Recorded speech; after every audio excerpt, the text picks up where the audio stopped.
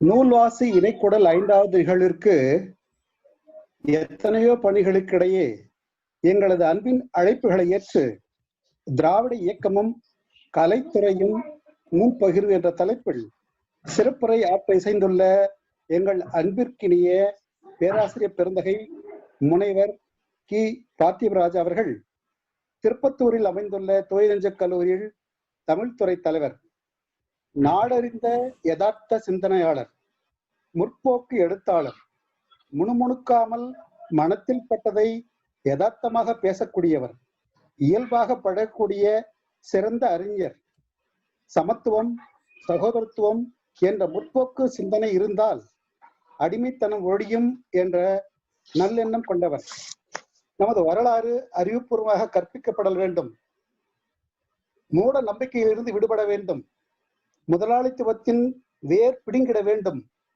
சாதிகள் ஒழிக்கப்பட வேண்டும். பக்தி கதைகளிலும் பகுத்தறிவு சிந்தனைகள் புகுத்தப்பட வேண்டும்.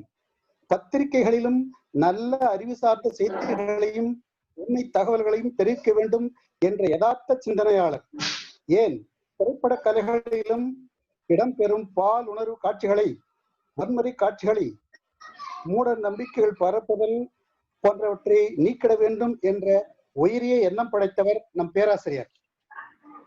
மேலும் பெண்கள் முன்னேற்றம், அறிவியல் முன்னேற்றம், தொழில் முன்னேற்றம் முதலியவற்றுக்கு முதலிடம் கொடுக்க வேண்டும்.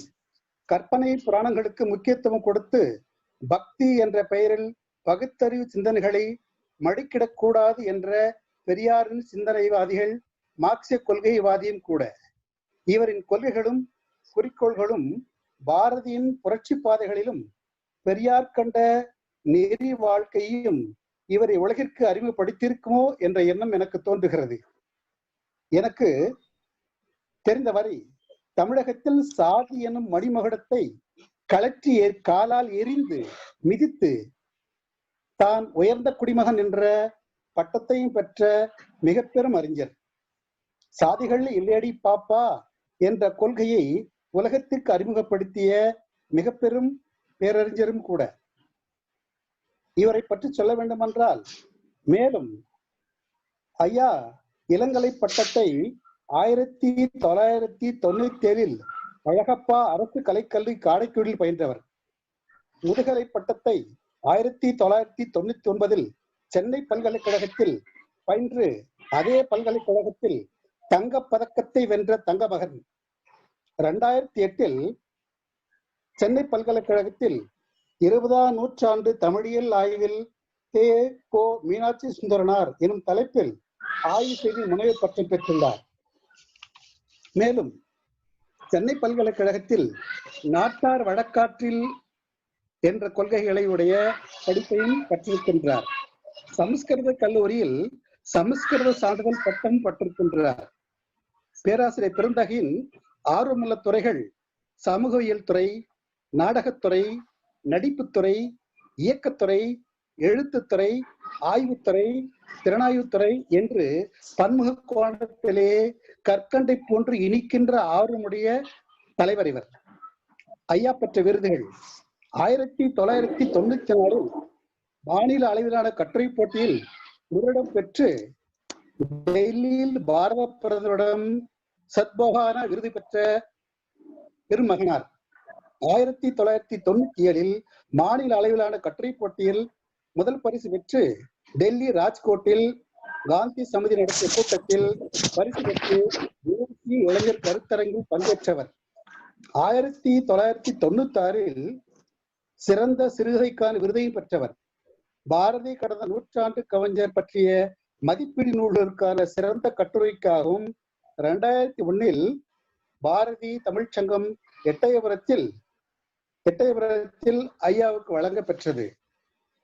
தமிழ் மொழி அரசியல் நூலுக்கான சிறந்த ஆய்வு நூலுக்கான வானமாமலை ஆய்வு பரிசு 2012 தமிழ்நாடு கலை இலக்கிய மாமன்றம் வழங்கப்பட்டது. 2013 நாடக படிச்செல்வம் சென்னை சக்கரதா சுவாமிகள் நினைவு மன்றத்திலே வழங்கி சிறப்பிக்கப்பட்டது. ஐயாவுடைய வெளியீடுகள் சிறந்த கட்டுரையாளர் என்று சொல்வதற்கு நாங்கள் பெருமிதம் கொள்ளுகின்றோம். 100க்கும் மேற்பட்ட மாநில அளவிலான, தேசிய அளவிலான பன்னாட்டு கருத்தரங்கள் கட்டுரைகளை வெளியிட்டு மிகச்சிறந்த கட்டுரைகளுக்கும் விருதுகளும் தொகுப்புகளும் பட்டயங்களும் பாராட்டுகளும் பெற்ற மிகச்சிறும் பேராசிரியர் ஆவார். இவருடைய நூல்கள் எறும்புகளை போன்று சிறுக சிறுக எழுதி 25க்கும் மேற்பட்ட நூல்களை எழுதி அல்லும் பகலும் தன்னுடைய தூக்கத்தையும் உடலையும் தமிழுக்காக அர்ப்பணித்த மிகப்பெரும் ஞானி. பாரதி, சுழல், வாய்மொழி வரலாறு, நாட்டார் சுவாமிகள், ராமாயண ஒளியில் நாடகம், பாரதியிலிருந்து மேடைக்கு, காயாத கனவுகள், 20ஆம் நூற்றாண்டில் தமிழில் ஆய்வு வரலாறு, நெடும் பயணம், திறம்பட்ட புதிய வாசல்கள், புதிய வழி, படித்தேன், இப்படிக்கு தங்கள் அன்புள்ள, மரபிலக்கியங்கள் ஓர் மறுவாசிப்பு, சங்ககால சமூகவியல், சமூக இலக்கிய பயணம், திருக்குறள் எளிய உரைநடை, ஆய்வு மலர்கள் கட்டுரையாக அறிஞர் அண்ணாவை பற்றி பன்னாட்டு தளத்தில் திருமங்கைகள், தமிழ் கலைமணிகள், பாரதி போன்ற பல்வேறு நூல்களை எழுதி நாட்டிற்கு அர்ப்பணித்த பெருமகனார். அதோடு மட்டுமன்றி நாடகப் பணியில் தன்னையும் தன் உடலில் இருக்கின்ற ஒவ்வொரு துளி இரத்தத்தையும் நாடகத்திற்காக ஏற்படுத்தி கொண்ட நாடக கலாச்சாலை என்று இவரை அழைக்கலாம். நாடகப்பணி புரட்சியாளர்கள் மட்டுமின்றி இப்படிப்பட்ட தமிழ் பேராசிரியர்கள் நாடகப் பணியிலே இன்றைய காலத்தில் இருப்பது மிகப்பெரும் அரிதையா. அப்படிப்பட்ட நாடகப் பணிகளை அழிந்து வருகின்ற அந்த கலைகளை இன்றும் புத்துயிரூட்டி நீங்கள் நிறுத்தி கொண்டிருக்கிறார். அரசு கலைக்கல்லூரி கிருஷ்ணகிரி தமிழ்துறை உங்களுக்கு கிரம் தாழ்ந்து வணக்கத்தை தெரிவித்துக் கொள்கிறது. 20க்கும் மேற்பட்ட தொடர் நாடகங்கள் நடத்தி வெற்றி வாகை சூட்டி இருக்கின்றார்.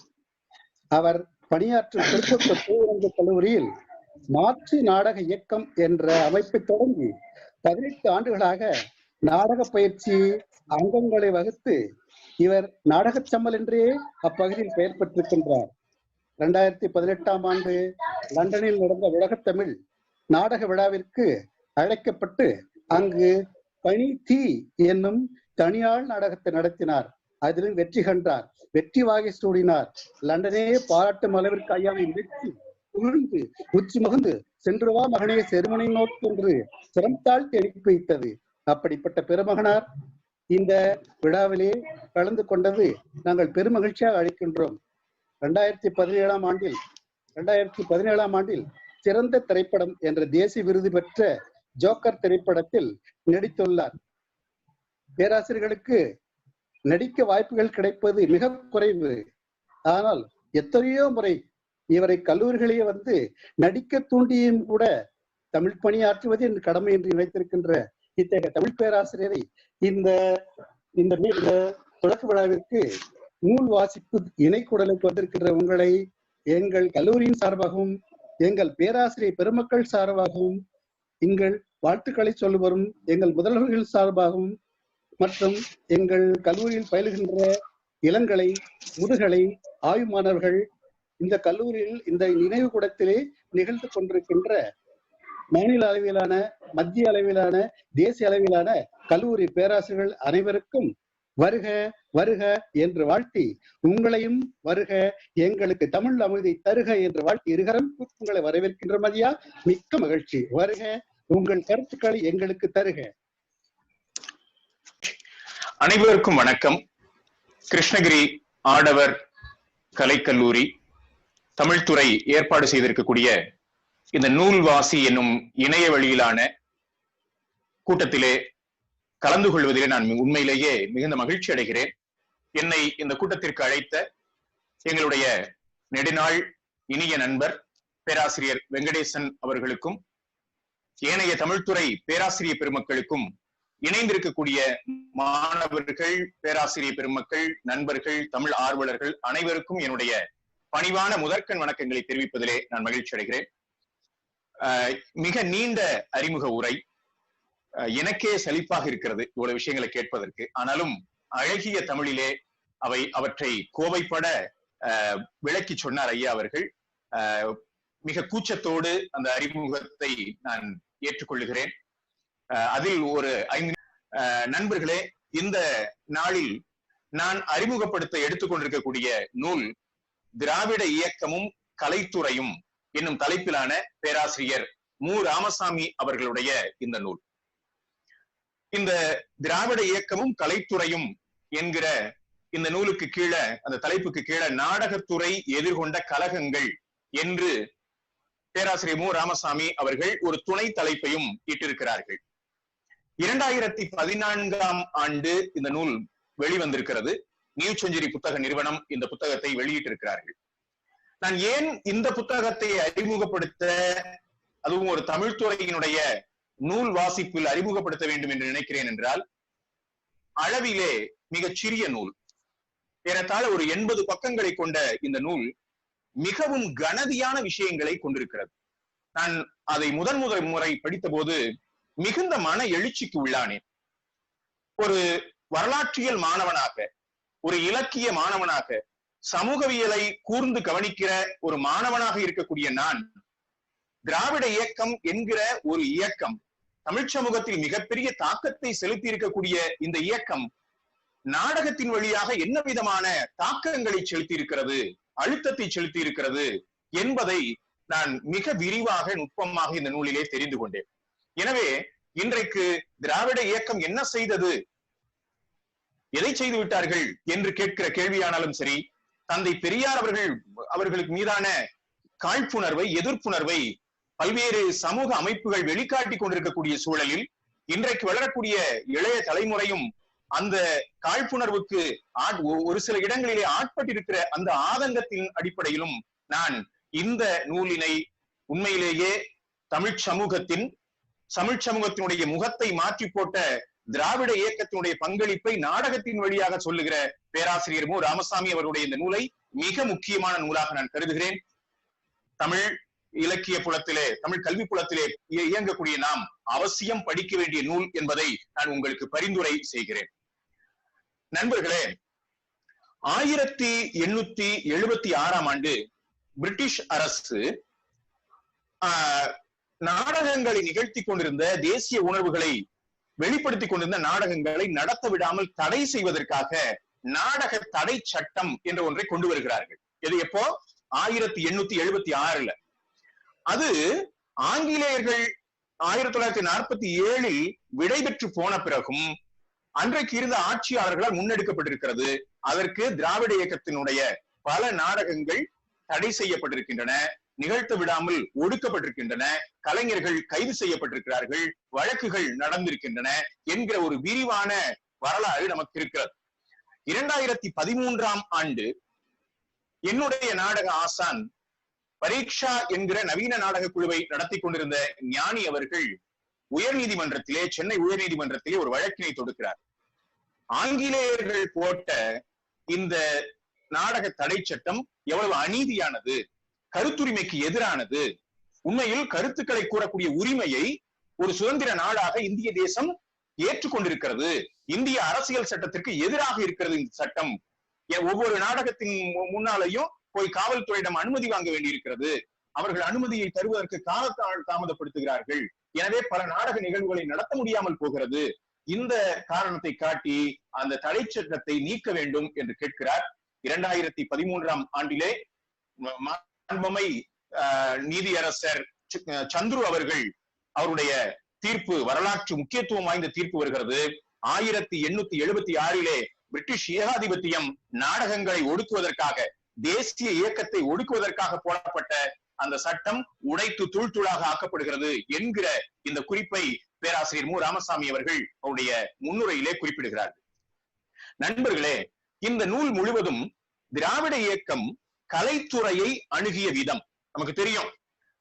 பிராமணர் அல்லாதார் இயக்கம் 1916ல தென்னிந்திய நல உரிமை சங்கமாக தோற்றம் பெற்று, பிறகு அது சுயமரியாதை இயக்கமாக வளர்ந்து, பிறகு அது திராவிடர் கழகமாக, நீதி கட்சியினுடைய இதுல சுயமரியாதை இயக்கமாக இருந்து, பிறகு அது திராவிடர் கழகமாக உருமாற்றம் பெற்று 1949ல திராவிடர் கழகத்திலிருந்து அறிஞர் அண்ணா அவர்களுடைய தலைமையிலே விடுபட்டு திராவிட முன்னேற்ற கழகமாகவும் ஒரு கட்சியாக, ஒரு அரசியல் கட்சியாக பரிணாமம் பெற்று, அதிலிருந்து பிறகு அண்ணா திராவிட முன்னேற்ற கழகமாக, அதனுடைய துணை கோள்களாக பல்வேறு பரிமாணங்களை அது அடைந்தது என்பதை நாம் பார்க்கிறோம். இன்றைக்கும் திராவிட என்கிற அந்த அடைமொழியை தாங்கிக் கொண்டிருக்கக்கூடிய கட்சிகள் எல்லாம் உண்மையில் திராவிட கருத்தியலை கொண்டிருக்கின்றனவா என்பது நாம் விவாதிக்க வேண்டிய விஷயங்கள். ஆனாலும் கூட இந்த திராவிட இயக்கம் அதாவது 1916 தென்னிந்திய நல உரிமை சங்கம் வருது. 1925 தந்தை பெரியார் அவர்கள் காங்கிரஸ் பேரியக்கத்தை விட்டு வெளியே வருகிறார். காங்கிரஸ் பேரியக்கத்துக்குள்ள இருக்கக்கூடிய பார்ப்பனர்களுடைய பார்ப்பனியத்தினுடைய ஆதிக்கத்தை எதிர்த்து அவர் 1925 வெளியே வந்து சுயமரியாதை இயக்கத்தை தொடங்குகிறார். அப்போ அந்த காலத்திலிருந்து 1964 வரைக்கும், அதுதான் இந்த நூல் பேசக்கூடிய விஷயங்கள். ஏறத்தாழ நீங்க சொல்ல போனா 1934 1964 வரைக்கும் இந்த 30 ஆண்டு காலத்துல திராவிட இயக்கம் இந்த கலைத்துறையை எவ்வாறு அணுகியது, அது என்ன விதமான திட்டத்தோடு களமிறங்கியது, என்னென்ன செயல்பாடுகளை முன்னெடுத்தது, அதனுடைய தாக்கம் என்ன, விளைவுகள் என்ன என்று இந்த நூல் விரிவாக பேசுகிறது. நண்பர்களே, தந்தை பெரியாரினுடைய கருத்து நிலை செயல்பாடு, குறிப்பாக பொது உடைமை, சுயமரியாதை செயல்பாடு, பார்ப்பனர் அல்லாதார் இயக்க நடவடிக்கைகள், மூடநம்பிக்கை எதிர்ப்பு, கடவுள் மறுப்பு ஆகியவற்றில் அவர் செயல்பட்ட அந்த தளத்தை பேராசிரியர் மு. ராமசாமி அவர்கள் முதலில் இந்த நூல்ல விளக்கிட்டு போறார். பொது உடைமையில் கிளைத்து திராவிடமாக விரிந்து தமிழியமாக குவிந்தார் தந்தை பெரியார் என்கிற மிக முக்கியமான தந்தை பெரியாரினுடைய அந்த பரிணாம வளர்ச்சியை அவர் கோடிட்டு காட்டுகிறார். அதுல மிக முக்கியமாக ஒண்ணு சொல்றார். இந்தியாவை பொறுத்த வரைக்கும் அவர் பொது உடைமைன்னு தொடங்கி ரஷ்யாவை பார்த்து ரொம்ப இன்ஸ்பயர் ஆகி அப்படி வரக்கூடிய தந்தை பெரியார் எங்கே டீவியேட் ஆகிறார், எங்கே அந்த பொது உடைமை என்கிற சித்தாந்தத்தில் இருந்து தன்னை மாற்றி அமைத்துக் கொள்கிறார் அப்படிங்கிறத பேராசிரியர் மு. ராமசாமி அவர்கள் மிக அழகாக எடுத்து காட்டுகிறார்கள். இந்தியாவை பொறுத்தவரை வர்க்கம் என்பது வருணமாக இருக்கிறது, வருணம்தான் இங்கே மார்க்சியம் சொல்லக்கூடிய வர்க்கமாகவும் இருக்கிறது என்று தந்தை பெரியார் அதை உள்வாங்கிக் கொள்கிறார். உடல் உழைப்பு செய்யாதவர்கள் சுரண்டுவதற்கான கருவியாக மூலதனம் மட்டுமல்ல, கோவில், மடம், கடவுள், சாஸ்திரம், புராணம், இதிகாசம் ஆகியன இருக்கின்றன, இவை சுரண்டல் முறையை பாதுகாக்கின்றன என்று தந்தை பெரியார் அவர்கள் உள்வாங்கிக் கொள்கிறார்கள். பாடுபடும் உடல் உழைப்புக்கார மக்களை கீழ் சாதியாக்கி இழி பிறவிகளாக கற்பித்து நிரந்தரமாக இழிவுபடுத்தி வைத்திருக்கிறது இந்த ஆளும் வகுப்பு பார்ப்பனியம் என்பதாக தந்தை பெரியார் அவர்கள் புரிந்து கொள்கிறார்கள். அப்போ இந்த புரிதலை பேராசிரியர் மு. ராமசாமி எப்படி குறிப்பிடுகிறார் என்றால், திராவிட இயக்க பண்பாட்டியலின் கருத்தியல் கொள்கை பிரகடனம் என்று அவர் சொல்லுகிறார். தந்தை பெரியார் இதை விளக்குறார். எப்படி இது சாதியமே இங்க வருணமே வர்க்கமாக வர்க்கமே வருணமாக இருக்கிறது என்று அவர் சொல்லுவதை எடுத்து காட்டுகிறார் என்பதை நாம் பார்க்கிறோம்.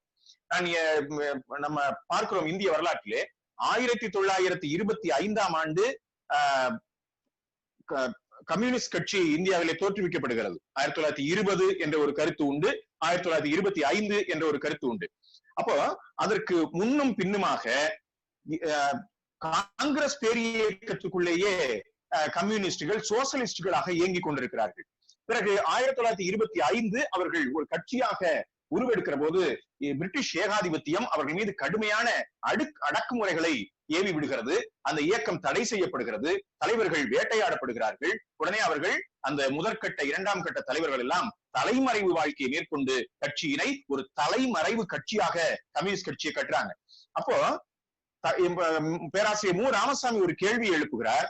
மக்களோடு மிகவும் நெருக்கமாக இருந்த எளிய மக்களோடு, உழைக்கும் மக்களோடு தன்னுடைய பணிகளை முன்னெடுத்த கம்யூனிஸ்டுகள் ஏன் நாடகத்தை முதன்மையான ஒரு கருவியாக கையிலே எடுக்கவில்லை என்றால், அந்த கட்சி தடை செய்யப்பட்டிருந்தது.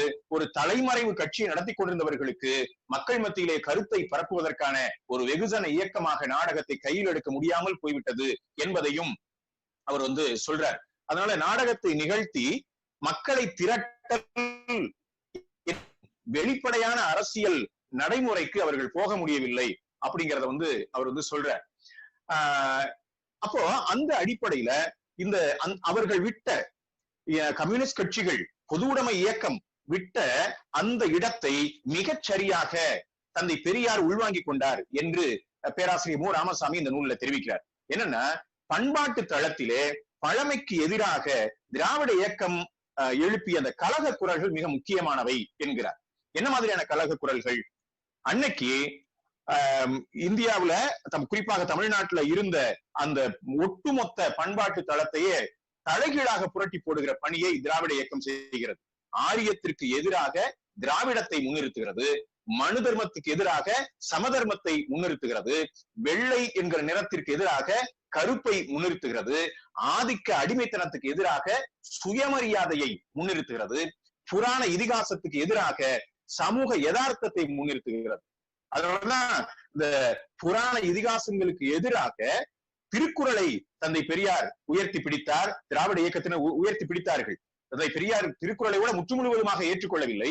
ஆனால் தமிழர்களுக்கு, திராவிடர்களுக்கு ஒரு அடையாள நூல் வேண்டும் என்கிற அடிப்படையிலே திருக்குறள் குறைந்தபட்ச மூடத்தனம் உடைய நூலாக அவர் ஏற்றுக்கொள்கிறார். எனவே திராவிட இனத்தினுடைய அடையாள நூலாக அவர் திருக்குறளை முன்வைக்கிறார் என்பதை நாம் பார்க்க வேண்டும்.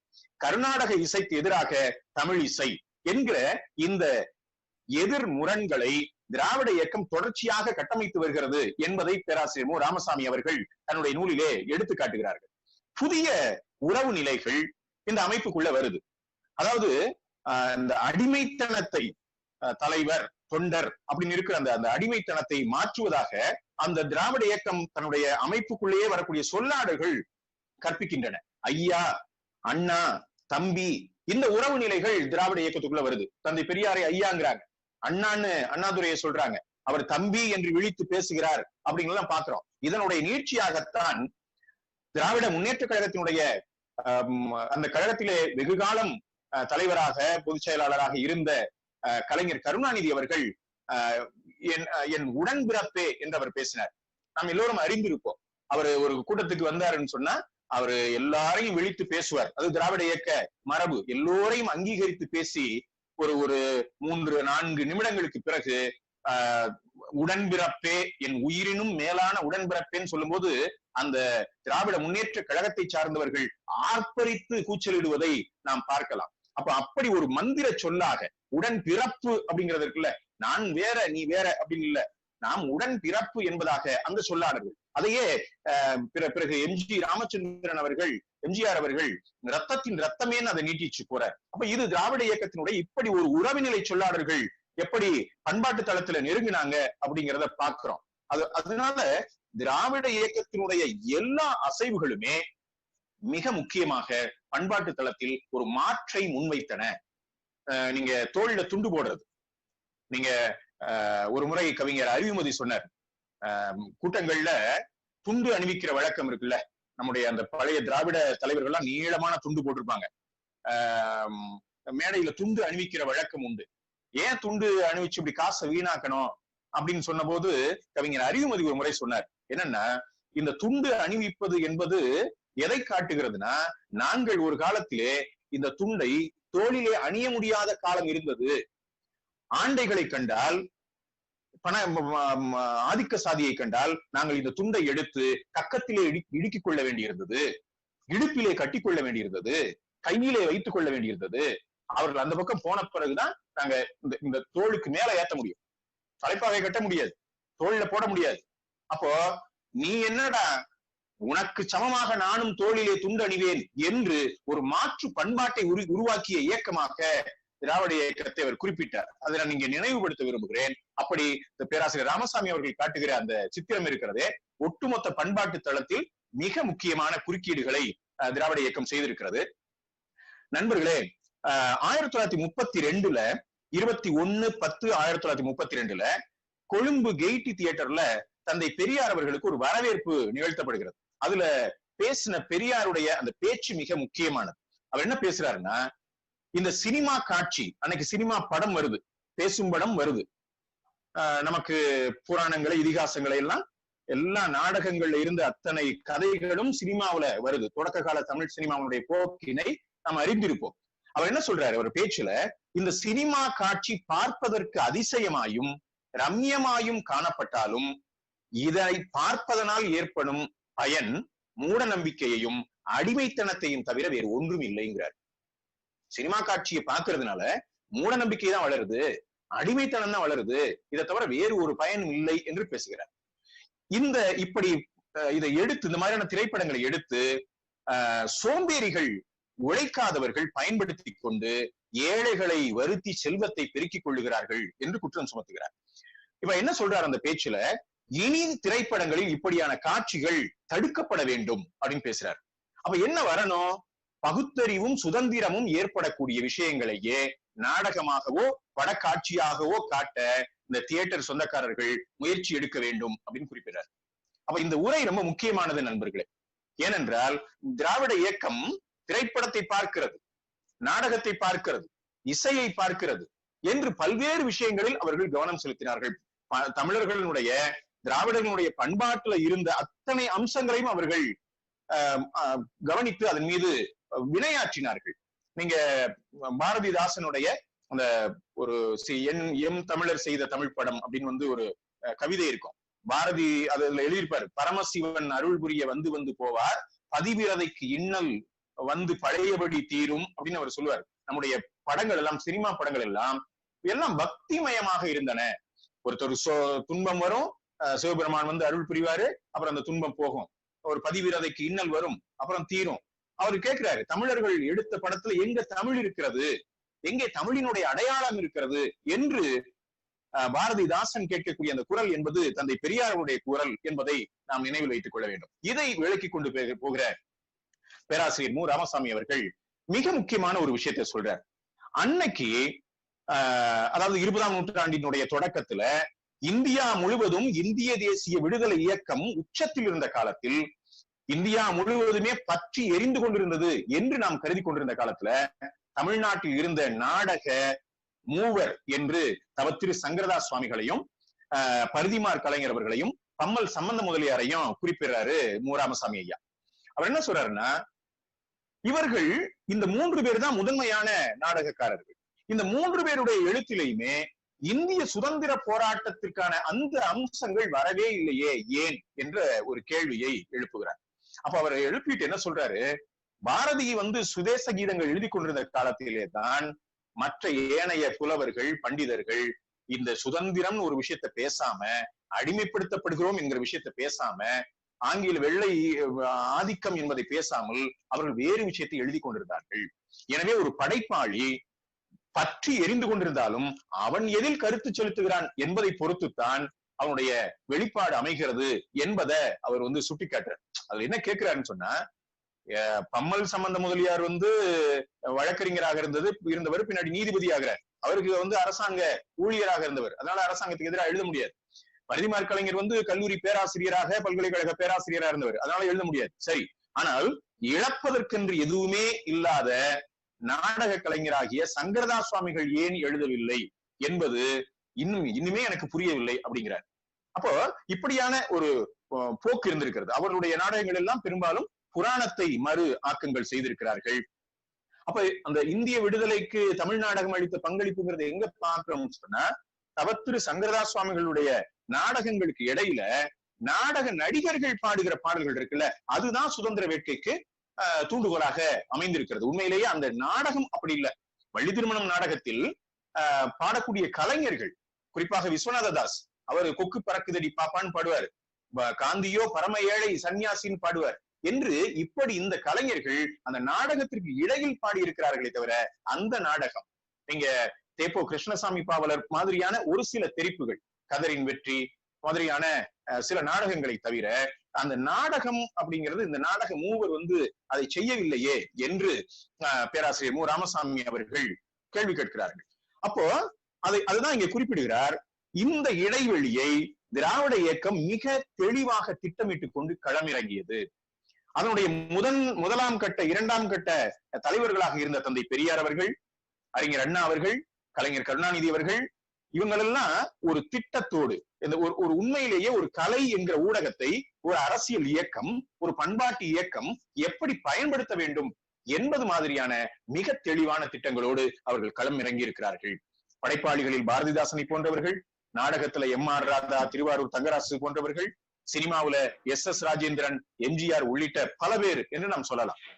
அப்போ நண்பர்களே, 1928 குடியரசு இதழ்ல அவர் எழுதின சங்கீதமும் பார்ப்பனியமும் என்கிற ஒரு கட்டுரை, ஒவ்வொரு ஊர்லயும் பார்ப்பனர் அல்லாத சங்கீத சமாஜம் உருவாக்கப்பட வேண்டும் அப்படின்னு பேசுறார். பார்ப்பனர் அல்லாதார் இயக்கத்துல சங்கீதத்தை குறிவைத்து பேசுகிறார் நம்முடைய தந்தை பெரியார் அவர்கள். அப்போ குடியரசு இதழ்ல பார்ப்பனர்கள் அல்லாத இசைக்கலைஞருடைய பட்டியலையே அவர் வந்து வெளியிடுறார். எத்தனை பார்ப்பனர் அல்லாதார் இசைத்துறையில் இருக்கிறார்கள். ஏன்னா இசைத்துறையில பார்ப்பனர்களுடைய ஆதிக்கம் இன்னைக்கும் அது வந்து மாறல இல்லையா? கர்நாடக சங்கீதம் என்பது அவருடைய கையில தான் இருக்கிறது. இன்னைக்கு டி.எம். கிருஷ்ணாவை போன்றவர்கள் அதில் மிகப்பெரிய உடைப்பை செய்திருக்கிறார்கள் என்பது வேறு விஷயம். அதற்கு அவர்களுக்குள்ளேயே வந்து பெரிய எதிர்ப்புகள் இருக்குங்கிறதையும் நம்ம வந்து இணைத்து பார்க்கணும். அப்போ பார்ப்பனர் அல்லாதார் இசைக்கலைஞர்கள் எவ்வளவு பேர் இருக்கிறாங்க என்று அவர் வந்து பேசுறாருன்னு பார்க்கணும்.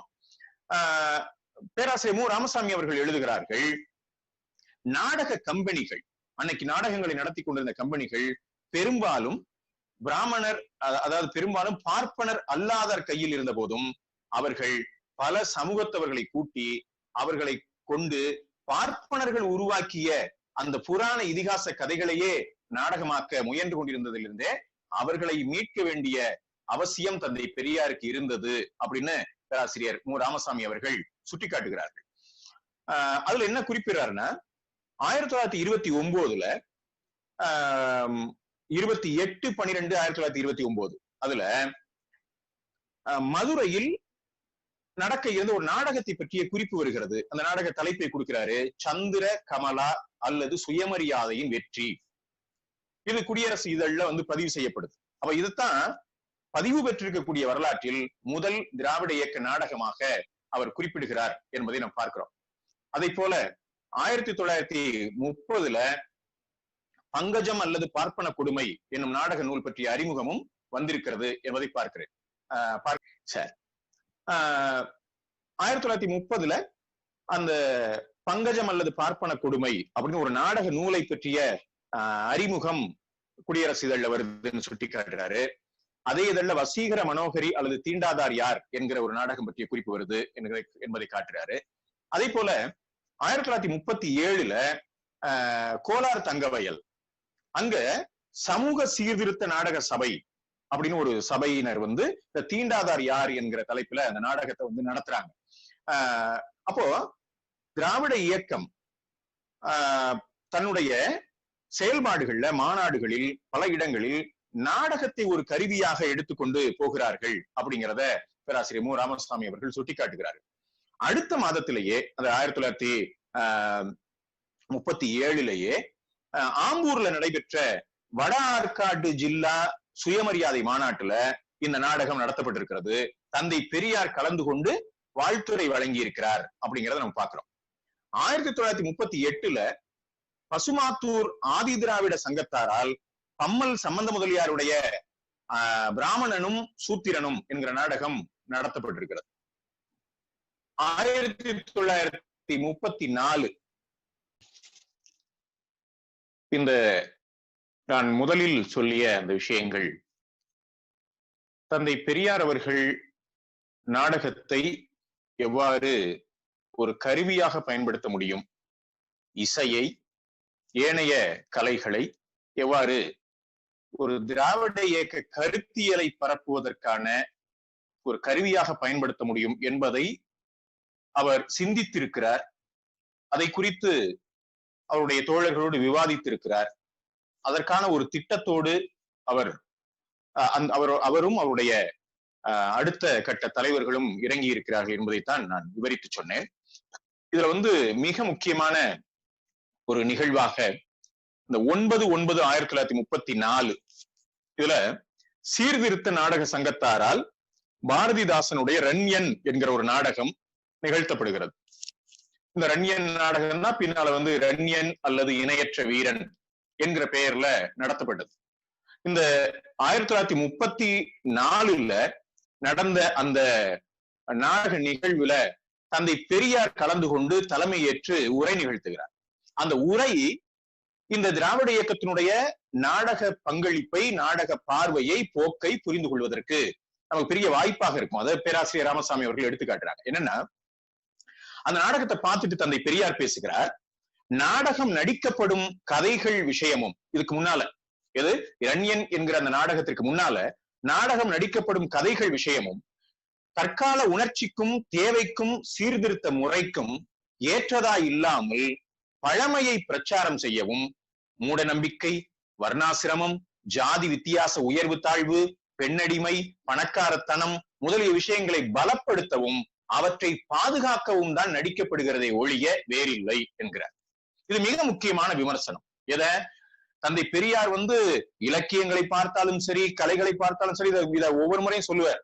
தமிழ் இலக்கியங்கள் எல்லாம் சாதி காப்பாற்றும் இலக்கியங்களாக இருக்கின்றன, மூடத்தனத்தை காப்பாற்றும் இலக்கியங்களாக இருக்கின்றன என்பதுதான் தந்தை பெரியார் தொடர்ச்சியாக வைத்த குற்றச்சாட்டு. அதை இங்க வைக்கிறார். அப்ப என்ன செய்யுது, இந்த மாதிரியான அடிமைத்தனத்தை பலப்படுத்தவும் அதை பாதுகாக்கவும் தான் இந்த நாடகங்கள் செய்கின்றன. அப்ப என்ன செய்யணும், இப்படிப்பட்ட கதைகள் ஒழிக்கப்பட வேண்டும். சுயமரியாதையும் சீர்திருத்த வேட்கையும் உடையவர்கள் அதை நடிக்க கூடாதுங்கிற. அப்ப ரன்யன்கிற கதையில வர்ற வீர ரசம், சூழ்ச்சி திறம், சுயமரியாதை ஆகியவைகளை விளக்கினுச்சு.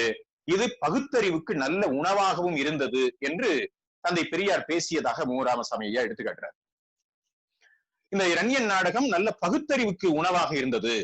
இன்னைக்கும் நம்ம அந்த நாடகத்தை படிக்கிற போது மிகப்பெரிய உணர்வு எழுச்சியை பெற முடியும். ஏனென்றால் ரன்யன் எவ்வாறு திராவிட இயக்க தலைவனாக இருந்தான், திராவிட தலைவனாக அவன் எப்படி இருந்தான், மன்னனாக இருந்தான், எவ்விதமாக சூழ்ச்சியால் வீழ்த்தப்பட்டான். அந்த நரசிம்ம அவதாரம் என்பது எவ்வளவு பெரிய சூழ்ச்சி என்பதாக அவர் படைச்சிருப்பார். அப்ப இப்படி செய்யலாமா அப்படின்னு சொன்னா, அறிஞர் அண்ணா ஒரு இடத்துல பின்னாடி பேசுறாரு. என்ன சொல்றாரு, ஒரு திராவிட இயக்க தலைவன் வீழ்த்தப்பட்ட கதையை எடுத்துக்கொண்டு அவர்களுக்கு தகுந்த மாதிரி அந்த கதையை முன் வச்சிருக்கிறாங்க. கம்பனும் இங்க பயன்படுத்துறான் இல்லையா, அப்படி பயன்படுத்துறாங்க. இன்னைக்கு நமக்கு தகுந்ததை போல நம்ம இந்த கதையை சொல்றதுல என்ன தப்புன்னு கேட்கிறார். அப்ப இதை தந்தை பெரியார் பகுத்தறிவுக்கு நல்ல உணவாக இருந்தது அப்படிங்கிறத சொல்றாங்க. இந்த நாடகத்தை பல இடங்கள்ல திராவிட இயக்கம் கொண்டு போய் சேர்க்கிறது. 1935 சென்னை ராயல் தியேட்டர்ல இந்த நாடகம் நடத்தப்படுகிறது.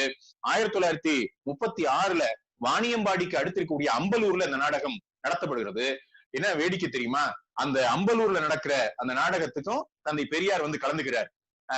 மாநாட்டுக்கு வந்த தந்தை பெரியார் அந்த நாடகத்தை பார்த்து விட்டு நாடகத்துடைய முடிவில் பேசுகிறார். அன்னைக்கு அந்த நாடகத்தை இயக்கியவர் தோழர் அர்ஜுனன் ஒருத்தர். அவர் சொல்றாரு, இன்று நாடகம் நடத்திய தோழர் அர்ஜுனன் வெகு வீரமுடன் நடந்து கொண்டதை காண எனக்கும் ரன்யன் வேஷம் போடலாமா என்ற ஆசை என்னை அறியாமல் ஏற்படுகிறது. எனக்கும் ரன்யன் வேஷம் போடலாமா என்ற ஆசை என்னை அறியாமல் ஏற்படுகிறது. ஆனால் தாடி இருக்கிறதே என்று யோசனையை கைவிட்டேன் அப்படின்னு பேசுறார். அப்போ ரன்யன் நாடகத்திற்கு அவர் கொடுத்த அந்த முக்கியத்துவம்ங்கிறது பாருங்க ரொம்ப முக்கியமானது. அப்போ இன்னொன்னு சொல்றாரு, பல உபன்யாசங்கள் செய்வதை விட, உபன்யாசங்கள் உரைகள் பேச்சு, பல உபன்யாசங்கள் செய்வதை விட இத்தகைய நாடகம் ஒன்று நடத்தினாலும் மக்களுக்கு உணர்ச்சியையும் வீரத்தையும் மனமாற்றத்தையும் ஏற்படுத்தி ஒரு கவர்ச்சியை உண்டாக்குகிறது என்று தந்தை பெரியார் அந்த அம்பலூர்ல பேசின அந்த பேச்சுல குறிப்பிடுறார். அப்ப நாடகத்தினுடைய பணி என்ன, நாடகம் என்ன செய்யும் என்பதை மிகச்சரியாக உள்வாங்கிக் கொண்ட ஒரு தலைவராகத்தான் நம் தந்தை பெரியார் அவர்களை பார்க்க வேண்டியிருக்கிறது. அருமை நண்பர்களே, இந்த ரன்யன் அல்லது இணையற்ற வீரன் என்கிற நாடகம் இவ்வளவு சிறப்புமிக்க நாடகம், பல ஊரில் திராவிட இயக்கத்தாரால் கொண்டு போய் சேர்க்கப்பட்ட இந்த நாடகம் 1948ஆம் ஆண்டு தமிழக அரசால், அன்றைக்கு சுதந்திரம் அடைந்துவிட்ட காங்கிரஸ் அரசால் தடை செய்யப்படுகிறது என்பதையும் பேராசிரியர் மு. ராமசாமி அவர்கள் எடுத்துக்காட்டுகிறார். அதை நம்ம பின்னால பேசுவோம். அப்போ இன்னொரு முக்கியமான விஷயமாக குடியரசு இதழ்ல ரத்ன சபாபதி என்பவர் எழுதின நாடக மேடைகள் நமக்கு பயன்பட வேண்டுமானால் என்கிற தலைப்பிலான ஒரு கட்டுரையை பேராசிரியர் மு. ராமசாமி அதனுடைய அவசியம் கருதி பெரும்பாலான அந்த கட்டுரையினுடைய பகுதிகளை எடுத்து மேற்கோளா காட்டுறார். அதுல மிக முக்கியமா அந்த ரத்ன சபாபதி என்பவர் எழுதியிருக்கிறார், இந்த பகுத்தறிவு நாடகங்கள் இன்னைக்கு போடப்பட வேண்டும் அப்படிங்கிற இதை முன் வச்சு பேசுறாரு. என்ன சொல்றாரு, நமது கொள்கைகள் கொண்ட நாடகங்களுக்கு நாட்டில் ஆதரவு கிடைக்காது என்று யாரும் பயப்பட வேண்டியதில்லை. இது சீர்திருத்த காலம். நாம் நாடகங்களை நடத்தினாலும் நடத்தாவிட்டாலும் தற்கால உலகம் என்னவோ சீர்திருத்தத்தையும் நாகரிகத்தையும் நோக்கித்தான் போய்கொண்டிருக்கிறது. இனி வருங்கால உலகமும் இம்முறையில் இன்னும் வேகமாக செல்லுமே தவிர ராமராஜ்ய காலத்திற்கு திரும்பி செல்லும் என்று எண்ணுவது பைத்தியக்காரத்தனம். எனவே இன்றைக்கு நம் நாடகங்களுக்கு வரவேற்பில்லாதது போல் தோன்றினாலும் எதிர்காலத்தில் நமக்கு நல்ல ஆதரவு கிடைப்பது என்பது திண்ணம். இதை மனதில் வைத்துக் கொண்டு நாம் வேலை செய்வோம். இவ்வழியாகவே நாம் சென்று கொண்டிருப்போமானால் சினிமா உலகமும் நம்மிடம் வந்தே தீரும் என்று அதில் சொல்றார். என்ன ஒரு தீட்சண்யம் பாருங்களேன். நீங்க வரலாறு ஒருபோதும் திரும்பாது, பின்னோக்கி போக முடியாது. இந்த ஒரு வரலாற்று புரிதல் அந்த ரத்ன சபாபதி அவரிடம் இருக்கிறது, தந்தை பெரியார் அவரிடம் இருக்கிறது என்பதுதான் அந்த இயக்கத்தினுடைய வெற்றி. வரலாறு எப்போதுமே முன்னகர்ந்து போகுமே தவிர பின்னால போகாது. ஆனால் சில பேர் என்ன செய்யறாங்க, வரலாற்றை பின்னோக்கி இழுத்துக் கொண்டிருக்கிறார்கள். ராமராஜ்யம் உருவாக வேண்டும் பேசிட்டு இருந்தாங்க. இன்னைக்கும் வரலாற்றை பின்னோக்கி இழுக்கிறவர்கள் தானே ஆளுபவர்களாகவும் இருக்கிறார்கள், ஆட்சியாளர்களும் இருக்கிறாங்க. அப்படி உருவாகணும், இப்படி உருவாகணும் அப்படின்னு சொல்றாங்க. இல்லை, வரலாறு முன்னகர்ந்து போகும், தவிர்க்க முடியாது. அறிவியல் பூர்வமான விஷயங்கள், இந்த இதெல்லாம் சமூகம் தடைகளை தகர்த்தெறிஞ்சிட்டு முன்னோக்கி போகும் என்கிற புரிதல் ரத்ன சபாபதி அவர்களுக்கு இருந்திருக்காது. அந்த கட்டுரை குறிப்பிடுது. அதுல குறிப்பிடுறாரு, நாம தொடர்ந்து செஞ்சுட்டே போனோம்னா சினிமா உலகமும் நம்மிடம் வந்தே தீரும். வந்ததா இல்லையா? ஒரு திராவிட இயக்கம் சினிமாவை மிக அற்புதமாக கையாண்டதா இல்லையா? பராசக்தி என்கிற அந்த சினிமாவாக இருக்கட்டும், அறிஞர் அண்ணா அவர்கள் எழுதிய அந்த ஓரிரவாக இருக்கட்டும், எத்தனை படை இறங்குச்சு. நல்ல தம்பிங்கிற அந்த சினிமா, இவர் எஸ் ராஜேந்திரன், நம்ம கலைவாணர் NSK, சிவாஜி கணேசன், எம்ஜிஆர் என்று எத்தனை பேர் சினிமாவுக்குள்ள வந்தாங்க. ஒரு திராவிட இயக்கம், அறிஞர் அண்ணா சொன்னார்ல, சென்சார் இல்லாம, தணிக்கை செய்யாமல் ஒரு திரைப்படத்தை எங்களை எடுக்க விட்டால் போதும், நாங்கள் திராவிட நாட்டை பெற்று விடுவோம் என்று அறிஞர் அண்ணா பேசினாரா இல்லையா? அப்போ திராவிட இயக்கம் சினிமாவை வெகு காலம் அற்புதமாக கையாண்டது என்பதற்கு அது கட்டியம் சொல்லுவதாக அது அமைகிறது அப்படிங்கிறத பாக்குறோம். அப்ப அதுல குடியரசு இதழ்கள்ல வந்த அந்த நாடகங்களை குறித்த பதிவுகளை எல்லாம் பேராசிரியர் மு. ராமசாமி அவர்கள் மிக அழகாக தொகுத்திருக்கிறார். ஒவ்வொரு செய்தியையும் எடுத்து தொகுத்து திராவிட இயக்கம் எப்படி அதையெல்லாம் கையாண்டது அப்படிங்கிறத பாக்குறாரு. அதே மாதிரி அன்னைக்கு இருந்த இந்திய தேசிய இயக்கம், அதுல சில பேரு நாடக மேடைகள்ல ஒரு கதர்பாட்டு பாடிட்டு தேசபக்தர்களாக காட்டிக் கொள்கிறார்கள். அதை குடியரசு இதழ்ல ஒருத்தர் எழுதுறாரு. என்ன சொல்றாருன்னா, நாடக மேடையில் இருக்கிற அந்த ஸ்கிரீன் எல்லாம் அந்நிய துணிகள், அந்த நாடக நடிகர் அணிந்திருக்கிற அந்த பட்டாடைகள் அதெல்லாம் அந்நிய துணிகள், சீமை துணிகள், விளக்கு சீமை விளக்கு எல்லாமே சீமை பொருட்களாக இருக்க, நீங்க மேடையில ஒரு கதர்பாட்டு பாடுனா தேசபக்தன் ஆகிடுறான். ஒரு கதர்பாட்டு பாடுறான், அல்லது ஒரு கைராட்டின பாட்டு பாடுறான், அல்லது காந்தி பாட்டு பாடுறான், அல்லது பகத்சிங்கை ஒரு பாட்டு பாடி உடனே அவங்க தேசபக்தர்கள் ஆகிறாங்கன்னு அவங்க கிண்டல் அடிக்கிறாங்க. தனி நபர்களை விமர்சனம் செய்து தேசிய இயக்க நாடக நடிகர்கள் செஞ்சிருக்கிறாங்க போல இருக்கு. அதை குறித்து 18/9/1932 குடியரசு இதழ்ல நடிச்சாமத்து நாய்கள் என்ற ஒரு பதிவு வந்திருப்பதை பேராசிரியர் அவர்கள் எடுத்துக்காட்டுறாங்க. அதுல ஒரு குறிப்பு வருது. நம்ம எல்லாருக்கும் தெரிஞ்ச SG கிட்டப்பா, கொடுமுடி கோகிலம் என்று கொண்டாடப்பட்ட சுந்தரபாள் அவருடைய காதல் கணவர் SG கிட்டப்பா மிகச்சிறந்த இசை கலைஞர். அவரு இந்த ஞான சௌந்தரின்னு ஒரு நாடகத்தில் நடிக்கிறார். ஞான சௌந்தரி நாடகம் ஒரு கிறித்தவ நாடகம், கிறித்தவ வரலாற்றை பேசுகிற நாடகம். அந்த சரித்திர நாடகத்தை நடித்துக் கொண்டிருக்கும் போது அந்த பிளவேந்திரன் என்கிற பாத்திரத்தை கிட்டப்பா நடிக்கிறாரு. தன்னுடைய மனைவியிடம் அந்த போருக்கு போவதை பற்றி பேசிட்டு இருக்கிறார். 4 வருணத்தில் ஒன்றாகிய சத்திரிய வம்சத்தில் பிறந்த நான் சண்டைக்கு பின்வாங்கலாமா அப்படின்னு மனைவி கிட்ட பேசிட்டு இருக்கிறார். உட்கார்ந்து பார்த்துட்டு இருக்கிற பார்வையாளர்கள், சபையோர்கள் எவரரி என்று கத்துகிறார்கள். எவரரி அப்படின்னா, எவரரின்னு ஒரு பாட்டு இருக்கு, ஒரு தெலுங்கு கீர்த்தனை பாட்டு, அதை பாடுங்கன்னு கேக்குறாங்க. ஏன்னா கிட்டப்பா மிகச்சிறந்த பாடகர். உடனே என்ன செய்யறாரு, கிறித்துவ வேடம் தரித்த பிளேந்திரன் தெலுங்கு கீர்த்தனையை, அதுவும் ராமர் பேரில் உள்ள கீர்த்தனையை பாடினார். உடனே நமது அறிவுள்ள மகாஜனங்கள் கைத்தட்டினார்கள். இப்படி இருக்கிறது லட்சணம். இவர்கள் என்ன விதமாக நாடகத்தை புரிந்து கொண்டிருக்கிறார்கள் என்பதாக அவர் அந்த கட்டுரை கிண்டல் அடிக்குது. அப்ப இதெல்லாம் பேராசிரியர் மு. ராமசாமி அவர்கள் எடுத்துக்காட்டுறாங்க. அடுத்து ஒரு சம்பவத்தை குறிப்பிடுறார். காங்கிரஸ் கட்சியை சேர்ந்த விபூதி முத்து அப்படின்னு ஒருவர் தமிழ் வீரன் ஒரு நாடகத்தை நடத்துறார். அதுல நாடக அது அன்னைக்கு திராவிட இந்திய தேசிய இயக்கம், காங்கிரஸ் இயக்கமும் திராவிட இயக்கமும் எதிரெதிராக இருந்ததுங்கிறத நம்ம புரிஞ்சுக்கணும். கருத்தியல் ரீதியாக அப்படியான ஒரு விஷயத்தை இன்னைக்கு வரைக்கும் கொண்டிருக்கிறது அப்படிங்கிறத நம்ம பாக்குறோம்.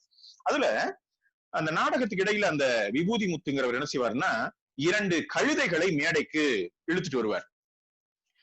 நாடக மேடையினுடைய நடுவுல கொண்டு நிறுத்திட்டு 2 வாசகங்கள் எழுதப்பட்ட அட்டையை ஒரு கயிற்றுல கட்டி அந்த 2 கழுதைகளுக்கு கழுத்துலையும் போடுவார். என்னன்னா, ஒரு கழுதினுடைய அந்த அட்டையில ஈவேரா அப்படின்னு எழுதியிருக்கோம். இன்னொரு கழுதியினுடைய கழுத்துல போடப்படுற அட்டையில CN அண்ணாதுரைன்னு எழுதியிருக்கோம். இப்படி கேலி செய்யறது உண்டா. திருச்சியில தேவர்கால்ல இந்த நாடகத்தை நடத்தியிருக்கிறார் அந்த விபூதி முத்துங்கிற ஒருத்தர். அப்போ முனியன் என்கிற ஒரு சுயமரியாதை தொண்டர் என்ன செஞ்சிருக்கிறாரு, இந்த காட்சி வரும்போது திடீரென்று மேடையில ஏறி ஐயாவுக்கு இந்த மாலையை அணிவிக்கிறேன் என்று எருக்கம்பூ மாலையை அந்த கழுதையை பிடிச்சிட்டு நின்ன விபூதி முத்து கழுத்துல போட்டிருக்கிறார். உடனே அவமானப்படுத்தப்பட்டதாக உணர்ந்து மிகப்பெரிய கலவரம் வெடித்திருக்கிறது. அவரை அடிக்க பாய்ந்திருக்கிறார்கள். சுயமரியாதை தொண்டரை முனியனை அடிக்க பாய்ந்திருக்கிறார்கள். உடனே காவல்துறை உள்ள நுழைஞ்சு நாங்கள் கைது செய்திருக்கிறோம், எனவே கலைந்து போங்கள்னு சொன்னதாக ஒரு குறிப்பினையும் எடுத்து காட்டுறாங்க. அப்போ நாடக மேடையை இந்த இயக்கங்கள் எவ்வாறு பயன்படுத்தின அப்படிங்கிறத சொல்றாரு. அதே போல 1944 நடந்த அந்த நாடக தமிழ் மாகாண நாடகக்கலை அபிவிருத்தி மாநாடு, இன்னொரு மாநாடு நடக்குது. நடிகர் சிவதானு அதனுடைய செயலாளராக இருந்து நடத்துறார். அது முழுக்க முழுக்க தேசிய விடுதலைக்கு நாடகத்தை பயன்படுத்திக் கொள்ள வேண்டும் என்பதை முன்வைத்து அதை செய்யறாங்க. ஆனால் இந்த சுயமரியாதை இயக்கத்தில் ஈடுபடுகிற நாடக நடிகர்கள், கலைஞர்கள் இந்த புராண இதிகாச குப்பைகளை, ஆபாசங்களை நாடக மேடையிலிருந்து விரட்ட வேண்டும் என்பதை ஒரு தீர்மானமாக நிறைவேற்ற சொல்லி பிரச்சனை பண்றாங்க. அப்போ இது இந்த ஒரு நாள் முழுவதுமே இது இழுபறியாக இருக்கு. இந்த கருத்து வருது, அதுக்கு எதிர்கருத்து வருது, ஒண்ணும் சொல்ல முடியாம தவிக்கிறாங்க. நாடகத்தை ஏற்பாடு பண்ணவங்க எல்லாரும் பெரும்பாலும் காங்கிரஸ் பேரியக்கத்தை சார்ந்தவர்கள், நாடக நடிகர்கள். ஆனா அதுல ஆதிக்கம் செலுத்தினவங்கன்னு பார்த்தா திராவிட இயக்கத்தை சார்ந்தவர்கள், சுயமரியாதை இயக்கத்தை சார்ந்தவங்க. அப்ப வேற வழி இல்லாம அந்த மாநாடு தீர்மானம் எதையுமே நிறைவேற்றாமல் முடிந்து போனது என்பதையும் மு. ராமசாமி ஐயா அவர்கள் எடுத்துக்காட்டுகிறார்கள். அது போல பொது உடைமை இயக்கமும் என்ன விதமான நாடகங்களை செய்தன, MR வெங்கட்ராமன், P. ராமமூர்த்தி, தோழர் K. பாலதண்டாயுதம் இவங்கெல்லாம் பங்கேற்ற நாடகத்தை பற்றி அவர் குறிப்பிடார். இப்போ 1948 இந்த ரன்யன் அல்லது இணையற்ற வீரன் என்கிற நாடகம் தடை செய்யப்படுதுல, அது காங்கிரஸ் அரசு அதை தடை செய்யுது. 48 அறிஞர் அண்ணா அவர்கள் காஞ்சிபுரத்துல திராவிட நடிகர் கழகம் அப்படின்னு ஒண்ணு உருவாக்கி இருக்கிறார். திராவிட நடிகர் கழகம் அப்படின்னு. அந்த கழகத்தின் சார்பில் இந்த தடை செய்யப்பட்ட நாடகத்தை காஞ்சிபுரத்தில் நடத்துறாங்க. எனவே அந்த நடிகர்கள் எல்லோரும் கைது செய்யப்படுகிறார்கள், நீதிமன்றத்திலே நிறுத்தப்படுகிறார்கள். 1876 போடப்பட்ட, ஆங்கிலேயர்கள் காலத்தில் போடப்பட்ட அந்த நாடக தடை சட்டத்தை அடிப்படையாக கொண்டு அவர்களுக்கு 3 மாதங்கள் கடுங்காவல் தண்டனையும் 50 ரூபாய் அபராதமும் விதிக்கப்படுகிறது. இந்த 50 ரூபாய் அபராதத்தை செலுத்தவில்லை என்றால் 3 வாரம் அந்த தண்டனை, சிறை தண்டனை நீட்டிப்பு என்பதாக இருக்கிறது. நீதிமன்றத்தில் ஆம், தெரிந்தேதான் மீறினோம், இந்த சட்டத்தை நொறுக்கவே நாங்கள் ஏறினோம் என்று அந்த நாடக கலைஞர்கள் பேசுகிறார்கள். நீதிமன்றத்துல நீதிபதியின் முன்பு பேசுகிறார்கள். எனவே தண்டனை உறுதி செய்யப்பட்டு அவர்கள் சிறைக்கு அனுப்பப்படுகிறார்கள். இந்த 3 மாதங்கள் இந்த தண்டனை முடிஞ்ச பிறகு அவர்கள் விடுதலை ஆகிறார்கள்ல, அவர்களை வரவேற்க வேலூரிலும் காஞ்சிபுரத்திலும் மிகச் சிறப்பான வரவேற்பு கூட்டம் சுயமரியாதை இயக்கத்தால், திராவிட இயக்கத்தால் முன்னெடுக்கப்படுகிறது. வேலூர்ல தந்தை பெரியார் அவர்கள் கலந்து கொள்ளுகிறார். காஞ்சிபுரத்துல அறிஞர் அண்ணா அவர்கள் தலைமையேற்று அந்த வரவேற்பை தர்றாங்க. என்ன இதுல ஒரு குறிப்பிடத்தக்க விஷயம் என்ன அப்படின்னு சொன்னா, இந்த காஞ்சிபுரத்துல நடந்த வரவேற்பு இருக்குல்ல, அதுக்கு செங்கல்பட்டிலிருந்து தோழர் சின்னையா என்பவருடைய தலைமையிலே 100க்கும் மேற்பட்ட சுயமரியாதை இயக்க தொண்டர்கள் நடைப்பயணமாக மேற்கொண்டு அதுல கலந்து கொள்றாங்க. அப்ப வழியெல்லாம் பேராசிரியர் மு. ராமசாமி அவர்கள் எழுதுகிறார், பேசா பொருளை அனைவரையும் பேச வைத்து வந்தனர் அப்படின்னு எழுதுறார். நீங்க அப்படியே விட்டுருந்தீங்கன்னா கூட எத்தனை பேர் பார்த்திருப்பாங்க நாடகத்தை தடை செய்து, அதை தடையை மீறி அந்த வரவேற்ப 100கணக்கான பேர் செங்கல்பட்டுல இருந்து காஞ்சிபுரத்தை நோக்கி ஊர்வலமா வர்றாங்க. வருகிற வழியெல்லாம் இந்த விஷயத்தை பேசிக் கொண்டு வருகிறார்கள், பரப்புரை செய்து கொண்டு வருகிறார்கள் என்று அந்த இயக்கத்தினுடைய வீரியத்தை மு. ராமசாமி ஐயா அவர்கள் எடுத்துக்காட்டுகிறார்கள். நண்பர்களே, சீனாவில் புரட்சியாளர் மாவோ அவர்கள் நடத்திய நெடும்பயணம், இந்த லாங் மார்ச் அப்படின்னு சொல்றோம்ல, அதை குறிப்பிட்டு, அதே போல தென்னாப்பிரிக்காவில் மகாத்மா காந்தி நடத்திய அந்த பயணம், இந்திய விடுதலைக்காக அவர் இந்தியா முழுவதும் நடத்திய தண்டி யாத்திரை மாதிரியான உப்பு சத்தியாகிரக யாத்திரை இப்பெல்லாம் இருக்கு பாருங்க, அந்த மாதிரி யாத்திரைகள்லாம் எடுத்துக்காட்டி அதை போன்றது இது என்று அவர் குறிப்பிடுகிறார். 1949 இந்த திராவிட நாடு இதழ்ல அறிஞர் அண்ணா அடக்குமுறை நாடக அட்டவணை அப்படின்னு ஒரு பட்டியல் கொடுக்கிறார். என்னென்ன நாடகங்கள் எல்லாம் அடக்குமுறை எதிர்கொண்டிருக்கின்றன. அதுல பாத்தீங்கன்னா பாவேந்தர் பாரதிதாசனுடைய ரன்யன் அல்லது இணையற்ற வீரன், எம்.ஆர். ராதாவோட போர்வாள், சர்வாதிகாரி, தூக்கு மேடை, மகாத்மாவின் தொண்டன், ரத்த கண்ணீர், இந்த நாடகங்கள் இதெல்லாம் பட்டியல் கொடுக்கிறார். இதெல்லாம் தடை செய்யப்பட்டிருக்குன்னு காட்டுறார். அதே போல 1950 விரிவாக்கப்பட்ட பட்டியல் அடக்குமுறை அட்டவணை அப்படின்னு, அதுல இன்னும் அதுக்கு பிந்தைய காலத்து எம்.ஆர். ராதாவினுடைய நாடகங்கள்லாம் கொண்டு வர்றாங்க. நல்ல முடிவுன்னு எம்.ஆர். ராதா ஒரு நாடகம், அதுக்கு 144 தடை, 144 தடை விதிக்கப்பட்டிருக்கு. தமிழகத்தினுடைய பெரும்பாலான மாவட்டங்களில் 144 நடத்த இருக்கு. அறிஞர் அண்ணா என்ன செய்கிறார் என்றால், தன்னுடைய திராவிட முன்னேற்ற கழக மாவட்ட செயலாளர்களுக்கு ஒரு அழைப்பு விடுகிறார். என்ன செய்யறாருன்னா, இந்த தடை செய்யப்பட்ட நாடகத்தை எல்லா மாவட்டங்களிலும் நடத்துவதற்கு, தடையை மீறி நடத்துவதற்கு அழைப்பு விடுத்து ஒரு தீர்மானத்தை நிறைவேற்றுகிறார் அப்படிங்கிறத நம்ம பார்க்கணும். எம்.ஆர். ராதா 1954 இந்த நாடக நிகழ்த்தல் தடை சட்டத்தை எதிர்த்து நீதிமன்றத்துக்கு போறாரு. அதை நீதிமன்றமாக அந்த அவருக்கு விதிக்கப்பட்ட அந்த 144 தடையை நீக்குகிறது அப்படிங்கறத பார்க்கணும். எம்.ஆர். ராதாவினுடைய எல்லா நாடகங்களுமே தடை செய்யப்பட்ட அந்த தகவல் இதுல குறிப்பிடப்பட்டிருக்கு. நண்பர்களே, அவரு ராமாயணத்தை நடத்துறாரு, அரசு தடை செய்யுது. 1955 தடையை மீறி கும்பகோணத்துல, குடந்தையில இதுதான் உண்மை ராமாயணம் என்று அறிவித்து அந்த நாடகத்தை நடத்துறார். ராமனாக வேடமிட்டு நடித்துக் கொண்டிருக்கிற போதே எம்.ஆர். ராதா அந்த வேடத்தோடையே கைது செய்யப்பட்டு சிறைக்கு அனுப்பப்படுகிறார் அப்படிங்கிறத பாக்குறோம். திருவாரூர்ல இதை கண்டிச்சு தந்தை பெரியார் பேசுறார். 1955 பேசுறார். என்ன சொல்றாரு? நாடக தடை சட்டத்தை ஒழித்து கட்டியே தீர்வோம். புராண பிரச்சாரத்திற்கு பார்ப்பனருக்கு மட்டும் அனுமதியா அப்படின்னு கேட்கிறாரு தந்தை பெரியார். அப்ப என்ன செய்யறாருன்னா, மு ராமசாமி ஐயா அவர்கள் இந்த செய்திகளை எல்லாம் தொகுத்து கொடுத்து, திராவிட இயக்கத்தார் தங்களுடைய அரசியல் பணியாகவே நாடகத்தை ஆக்கி இருந்தார்கள் என்பதை மிக அழகாக எடுத்து காட்டுகிறார். அதே போல அறிஞர் அண்ணாவினுடைய பங்களிப்பு நம்ம எல்லாருக்கும் தெரியும். நீதி தேவன் மயக்கம், நல்ல தம்பி, கல் சுமந்த கசடர் முதலான நாடகங்களை காட்டுறாரு. 1956 அறிஞர் அண்ணா திராவிட நாடு இதழ்ல தம்பிகளுக்கு ஒரு கடிதம் எழுதுறாரு. தம்பி, எங்கே உன்னுடைய நாடக குழு? என்ன செய்து கொண்டிருக்கிறாய்? நாடகத்தை கையில் எடு அப்படிலாம் எழுதிட்டு வர்றவரு, நீ உடனே ஒண்ணு கேட்ப, நாடகத்தை நடத்து தம்பி அப்படின்னு கேட்டா, நான் எந்த நாடகத்தை நடத்துறது நீ கேட்ப, நான் எழுதி தருகிறேன், நான் திராவிட நாடு இதழில் வெளியிடுகிறேன், அந்த நாடகங்களை நடத்து என்று ஒரு பெரிய அரசியல் அறைகூவலை விடுகிறார் அப்படிங்கிறத பாக்குறோம். கலைஞர் கருணாநிதி அவர்கள் அவருடைய பங்களிப்பு மிக முக்கியமானது. அவருடைய முதல் நாடகம் சாந்தா அல்லது பழனியப்பன் அப்படின்னு ஒரு நாடகம். அந்த நாடகத்தை பல இடங்கள்ல நடத்துறாரு. புதுச்சேரியில் அந்த நாடகத்தை நடத்த வந்த போது அடித்து துரத்துகிறார்கள். காங்கிரஸ் இயக்கத்தை சார்ந்தவர்கள் அல்லது திராவிட இயக்கத்துக்கு எதிரானவர்கள் கலகம் விளைவிக்கிறார்கள். கலைஞர் கருணாநிதி அடித்து துரத்தப்படுகிறார். அங்க காஞ்சி கல்யாண சுந்தரம், நம்முடைய பாவேந்தர் பாரதிதாசன் இவர்கள் எல்லாம் வன்முறைக்கு ஆளாக்கப்படுகிறார்கள், அடித்து துரத்தப்படுகிறார்கள், தாக்கப்படுகிறார்கள் அப்படிங்கிற செய்தியை பார்க்கிறோம். அதுக்கு பிறகு அந்த நாடகத்தை நடத்திய பெரும் நிதியை திரட்டுறாரு. நச்சுக்கோப்பை அப்படிங்கிற பேர்ல அந்த நாடகத்தை மாற்றி நடத்துறாரு. அண்ணா அறிவாலயம் கட்டுவதற்கான நிதியை அந்த நாடகத்தை நடத்தி தான் திரட்டுறாரு அப்படிங்கிற செய்தியையும் பேராசிரியர் மு ராமசாமி அவர்கள் நமக்கு எடுத்து காட்டுறாரு. நண்பர்களே, இந்த இடத்துல நான் என்னுடைய உரைக்கு முடிக்கிறதுக்கு முன்னால அந்த பகுதியில கடைசியில எடுத்து காட்டுறாரு. எம்.ஆர். ராதா என்கிற மாபெரும் கலைஞனுடைய பங்களிப்பை பேராசிரியர் மு ராமசாமி அவர்கள் மிகவும் உணர்ச்சி பூர்வமாக விளக்குகிறார். 1940களுடைய முற்பகுதியில எம்.ஆர். ராதாவோட நாடகங்களை பார்த்த அறிஞர் அண்ணா அவர்கள் அந்த நாடகத்தை பார்த்துட்டு தந்தை பெரியாரை அழைத்து கொண்டு போய் காட்டுறார்.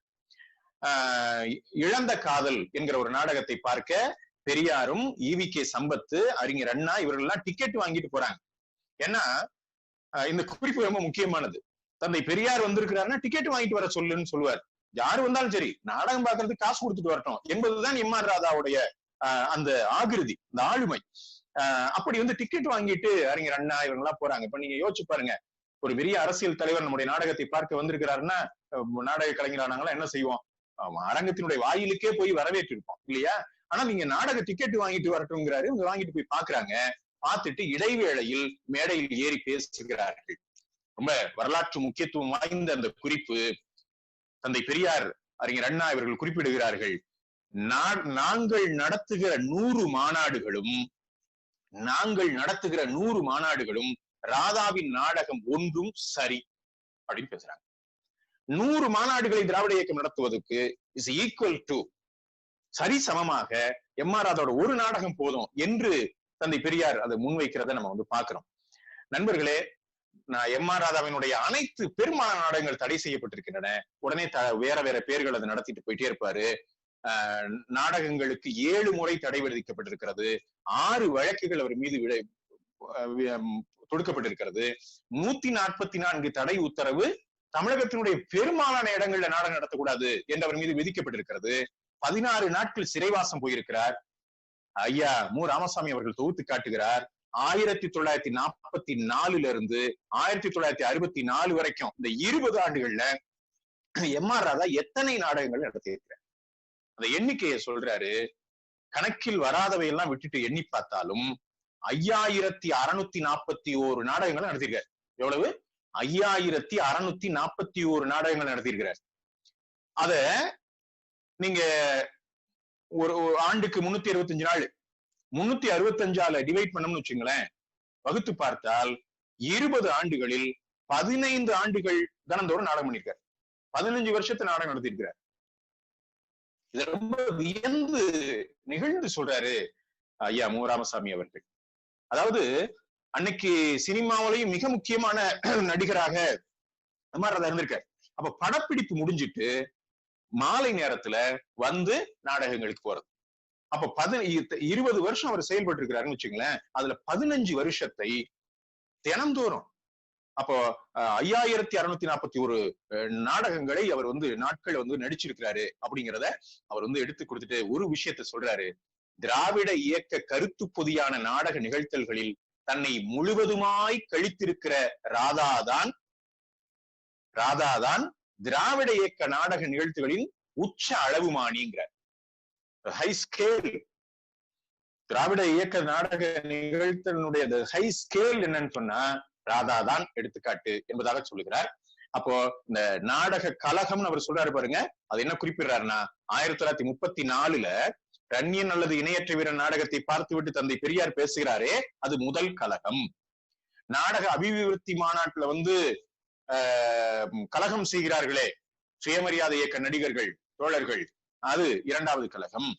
1954 நாடக தடை சட்டத்தை எதிர்த்து அதை தீயிட்டு கொளுத்துகிறாரே, தடையை மீறி நாடகத்தை நடத்துங்கன்னு அழைப்பு விடுகிறாரே, அது 3வது கழகம். 1934 இருந்து 64 வரைக்கும் எம்.ஆர். ராதா என்கிற ஒரு தனி கலைஞன் செய்கிறானே, அது 4ஆம் கழகம் என்று எடுத்து காட்டுகிறார். அதுக்கு பின்னாடி ஜலகண்டபுரம் கண்ணன், திருவாரூர் தங்கராசு, புதுவை சிவம், ஏவிபி ஆசைத்தம்பி, தில்லை வில்லாளன், கே.ஜி. ராதாமணாளன் என்கிற பல பேருடைய நாடக பங்களிப்பை எடுத்துக்காட்டி இது விளக்கி பேசுறாரு மு. ராமசாமி அவர்கள்.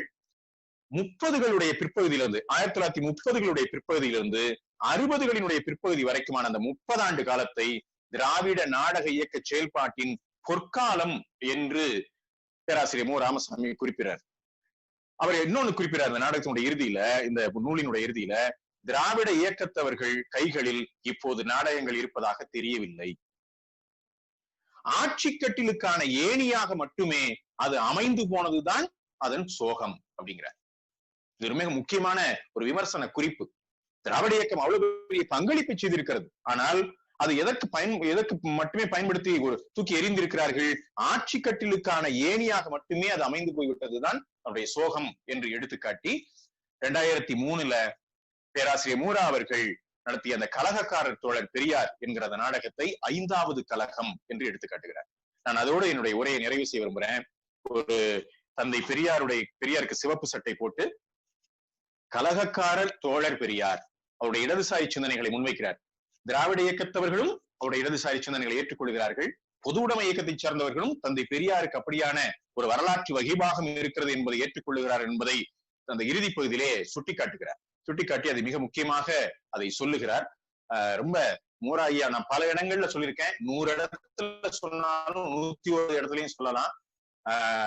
கழகக்காரர் தோழர் பெரியார் நாடகத்துல அந்த நாடகம் இப்படித்தான் தொடங்கும். தன்னுடைய மாணவர்களோடு உட்கார்ந்து பேராசிரியர் மு. ராமசாமி பேசிட்டு இருப்பாரு. என்ன நாடகம் போடலாம் ஐயா? பெரியாரை பத்தி போடலாம் ஐயா. பெரியாரை பத்தியா? சரி போடலாம். அப்படின்னு சரி யாரு பெரியாரா நடிக்கிறது? ஐயா உங்களுக்கு தாங்க என் நீளமான தாடி இருக்கு, நீங்களே நடிங்கய்யா. அப்படியா நானா அப்படிங்கிற, ஆமா நீங்க தான் ஏன் நடிக்கணும் அப்படின்ட்டு அவர் உட்கார்ந்துருப்பாரு பேராசிரியர் மூரா. லுங்கிய அப்படி இழுத்து செருகிட்டு அந்த சட்டையை சிவப்பு சட்டையை போட்டு விட்டு ஒருத்தன் கொண்டு கண்ணாடியை மாட்டி விடுவான், ஒருத்தன் கொண்டு கைத்தடியை கொடுப்பான். அப்படி பேராசிரியர் நாடகத்துறை தஞ்சை தமிழ் பல்கலைக்கழகத்துடைய நாடகத்துறை பேராசிரியர் மு ராமசாமி அவர்கள் எழுந்து நின்னா அப்படியே தந்தை பெரியாராக மாறி இருப்பார். நீங்க கண்ணு முன்னால பார்க்க முடியும், அந்த மேஜிக்க பார்க்க முடியும். அப்படி ஒரு எழுந்து நின்னு அவர் பேச தொடங்குற போது நீங்க கண்ணு முன்னால என்ன நடக்குதுன்னு புரியாது உங்களுக்கு. அப்படியே அவர் பெரியாராக மாறி இருப்பார். அந்த மேஜிக்கை, அந்த ஒரு பெரிய மேஜிக்கை தன்னுடைய நடிப்பிலே கொண்ட ஒரு மிக முக்கியமான நடிகர் பேராசிரியர் மு ராமசாமி அவர்கள் நாடகம் இந்த விஷயத்தை தன்னுடைய வாழ்க்கையாக கொண்டவர். அதனாலதான் ரொம்ப ஆழ்ந்து வியப்போடு அவரை கற்பது உண்டு, ஒரு மாணவனாக அவரை கற்பது உண்டு. இந்த புத்தகம் மிக முக்கியமான புத்தகம் நண்பர்களே. இந்த இந்த இந்த 70-80 பக்கத்துக்குள்ள ஒரு மிக முக்கியமான வரலாற்று பதிவை அவர் செஞ்சிருக்கிறாரு. இதை இன்னும் விரிவாக எழுத வேண்டும் அல்லது வேற யாராவது இதை தொடர வேண்டும் அப்படின்னு அவர் எழுதியிருக்கிறாரு. மூரா ஐயா அவர்களே இந்த வரலாற்றை இது படிக்கும் போது அவ்வளவு உணர்ச்சிகரமாக இருக்கிறது. எம்.ஆர். ராதாவை பற்றி எல்லாம் படிக்கும் போது ரொம்ப நெகிழ்ந்து போகிறோம். எப்படிப்பட்ட கலைஞர்கள் தமிழ் நாடகத்துறையில் இருந்திருக்கிறார்கள், சுயமரியாதை மிக்க தன்மானம் மிக்க கலைஞர்கள் எவ்வாறெல்லாம் நாடகத்துறையில் இருந்திருக்கிறார்கள் என்று பார்க்கிற போது ஒரு நாடக கலைஞனாக எனக்கு மிகுந்த ஒரு நிகழ்ச்சியாக இருக்கிறது.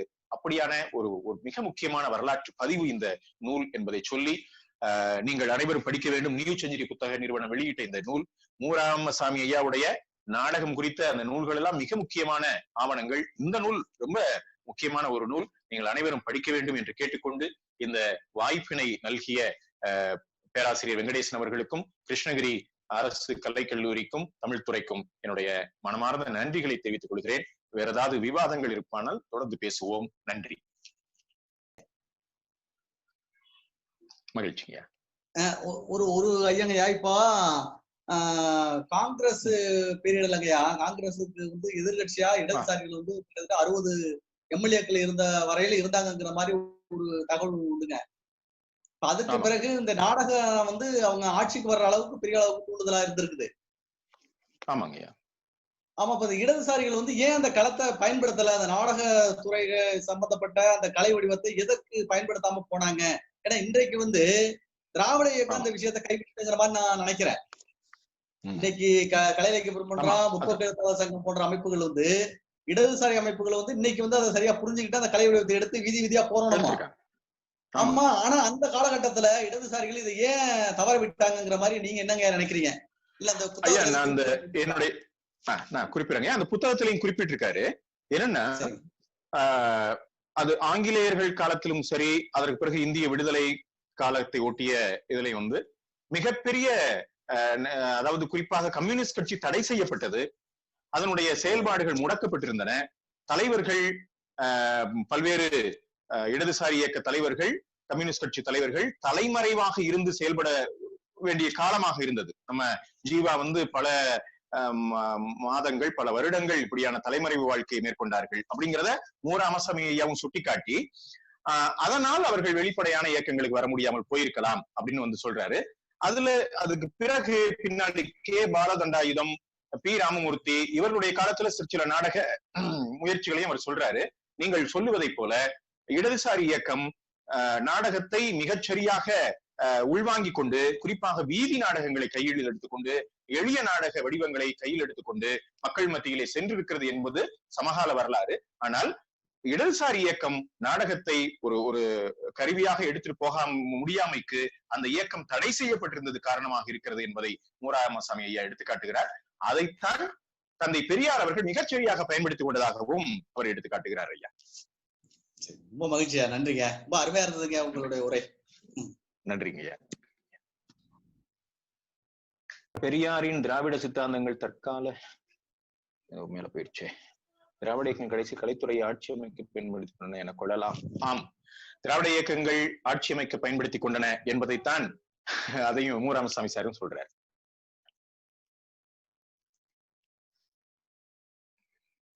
ஐயா வேற கேள்விகள் இல்லைன்னா போலாம். நூல்வாசி இணையக்கூடலில் பங்கேற்ற அனைவருக்கும் நூல்வாசி குழுவின் சார்பாக நன்றிகளையும் பாராட்டுகளையும் தெரிவித்துக் கொள்கிறோம். இப்பொழுது பேராசிரியர் மா வெங்கடேசன் அவர்கள் நன்றியுரை வழங்கலாம். ஐயா நீங்க தொடரலாங்க ஐயா. நூல்வாசி இணைய 5வது நிகழ்வில் மிகச் சிறப்பான ஒரு ஆற்றலுக்கான உரையை நமக்கு வழங்கியிருக்கிறார் நண்பர் பார்த்திபராஜா அவர்கள். திராவிட இயக்கமும் கலைத்துறையும் என்ற பொருண்மையில் வரலாற்றில் இருள்பட்ட நாடக வாழ்வில் வரலாற்றில் எவ்வாறு அந்த வெளிச்சம் பட்டு திராவிட இயக்க சிந்தனையாளர்கள் அந்த ஒரு கலையை எவ்வாறு கைவசப்படுத்தி அதனூடாக ஒரு அரசியல் மாற்றத்தை தமிழகத்தில் ஏற்படுத்தினார்கள் என்ற அந்த பல தகவல்களை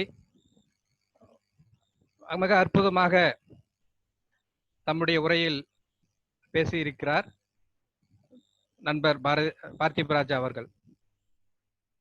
திராவிட இயக்க சிந்தனையாளர்கள் பெரியார் தொடங்கி அதற்கு முந்தைய தென்னிந்திய நல உரிமை சங்கம் தொடங்கி தற்போது வரை ஒரு மிகப்பெரிய ஒரு சிந்தனை பெட்டகத்தை பெரியாரால் வழங்கிய அந்த ஒரு தொடர் பயணம் இன்றும் தமிழகத்தில் மறவாமல் அதை பின்பற்றி நாம் தொடர்ந்து பயணப்பட்டு கொண்டு இருக்கக்கூடிய அந்த சில நிகழ்வுகளை ஒரு கலை வடிவம் எவ்வாறு ஒரு இயக்கம் தன்வசப்படுத்தி அதை ஒரு மிகப்பெரிய ஒரு மாற்றத்தை செய்திருக்கிறது என்ற அந்த செய்தியை அவர் உரையினிடையே எடுத்து சொல்லியிருக்கிறார். மு. ராமசாமி ஐயா அவர்களை பற்றி நிறைய விஷயங்களை தமிழ் கூறும் நல்லுலகம் அறியும். தஞ்சாவூரில் நாடகத்துறையின் தமிழ் பல்கலைக்கழக பேராசிரியராக பணியாற்றிய மு. ராமசாமி அவர்களுடைய அந்த நூல் மிக ஒரு அற்புதமான ஒரு நூல். இந்த நூலை ஒரு வெளிச்சம் போட்டு நூல்வாசியின் மூலமாக நண்பர் பார்த்திபராஜா அவர்கள் நமக்கு வழங்கியிருக்கிறார். இதில் நிறைய விமர்சன குறிப்புகளையும் அவர் தொட்டு காட்டியிருக்கிறார். பொது உடைமை இயக்கத்தினுடைய சறுக்கல்கள், இந்திய விடுதலைக்கு முந்தைய தேசிய பேர் இயக்கத்தினுடைய சில வரலாற்று தகவல்கள், திராவிட இயக்க சிந்தனைகளுடைய பாரம்பரியங்கள், அந்த திராவிட இயக்க நாடக கலைஞர்களுடைய வரலாறு, அவருடைய தன்மானம், சுயமரியாதை உள்ளிட்ட வழியில் இணைந்துள்ள தமிழ் பேராசிரியர்கள், ஆர்வலர்கள் அனைவருக்கும் நெஞ்சார்ந்த நன்றியை நூல்வாசி சார்பில் தெரிவித்துக் கொள்வதில் கடமைப்பட்டிருக்கின்றேன். இதுபோன்ற நூல்களை, வரலாற்று தரவு உள்ள நூல்களை அறிந்து கொள்வதற்கு இந்த நூல்வாசி நிகழ்வு துணை புரியும் என்று நம்புகிறேன். இந்த சிறப்பான ஒரு ஆற்றலுக்கான ஒரு வீழ்ச்சியான உரையை வழங்கிய நண்பர் பார்த்திபராஜா அவர்களுக்கு மீண்டும் ஒரு முறை நன்றி கூறி இத்துடன் இன்றைய நிகழ்வை முடித்துக் கொள்ளலாம் என்று இருக்கிறேன். அனைவருக்கும் இந்த இணையவெளியில் கலந்து கொண்ட அத்தனை நல்ல உள்ளங்களுக்கும் நெஞ்சார்ந்த நன்றிகளை மீண்டும் ஒரு முறை தெரிவித்துக் கொள்கின்றேன். நன்றி, வணக்கம்.